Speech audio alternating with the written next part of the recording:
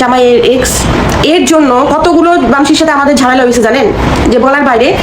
আর যারা ঝামেলা করছে এখন কিন্তু তারা অবশ্যই পস্তাবে, কারণ তারা দেখতে পাচ্ছে যে আমার বরের এক্স কি জিনিস, এই একটা কি জিনিস। এখন ওরা এই মেয়েটার জন্য ওদের হাজিরা দিতে হয় ভাই। আমাদের সাথে গন্ডগোল হয়েছিল, ওই গন্ডগোলেতে ওরা হাজিরা দিতে যায়, মানে দুইটা মামলা। একটা হচ্ছে ওরা করছিল আমাদের নামে মামলা, এটা একটা, আমরা যে মামলাটা একটা করছিলাম নারী নির্যাতন করছিলাম, এটা একটা মামলা। দুইটা কেস মামলা, এই এক মেয়ের জন্য এত ঝামেলা। তাইলে ভাবেন, আপনারা তো বলেন যে আমি মিথ্যা বানাই বলছি, একটা মেয়ে যে কি মানে কাহিনী করছিল।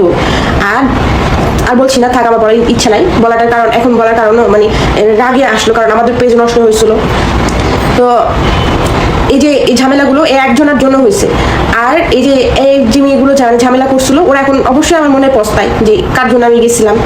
আর এই নিয়ে মানে আমার জামাইয়ের এক্স কত যে মিথ্যা কথা বলতে পারে, মানুষের নামে বদনাম করতে পারে ভাই। ওর মুখের কথা আপনারা বিশ্বাস করে নেবেন যে হ্যাঁ এই সত্যি কথা বলছে, এই সত্যি মানুষ। আসলে না, এখন যাদের নামে বদনাম করছে না, ওদের নামে বদনাম করে এখন সে আরো বেশি ভালো হয়ে যাচ্ছে। বাট মিথ্যা কথা বলে ভাই, অনেক মিথ্যা কথা বলে, বিশ্বাস করেন না সবকিছু। যেমন আমাকে খারাপ করছে সবার সামনে, এখন ওদের পিছনে লাগছে ওদেরকে খারাপ করার জন্য। কয়েকদিন আগে ঢাকার একটা মেয়ে আছে নাকি, তার হাজবেন্ড এখন নাকি তার হচ্ছে গার্লফ্রেন্ডদেরকেও বাজেভাবে হ্যারেস করছে, তো আমাকে ওভাবে হ্যারেস করছে। কিন্তু এগুলো সাবজেক্ট বাদ দিই।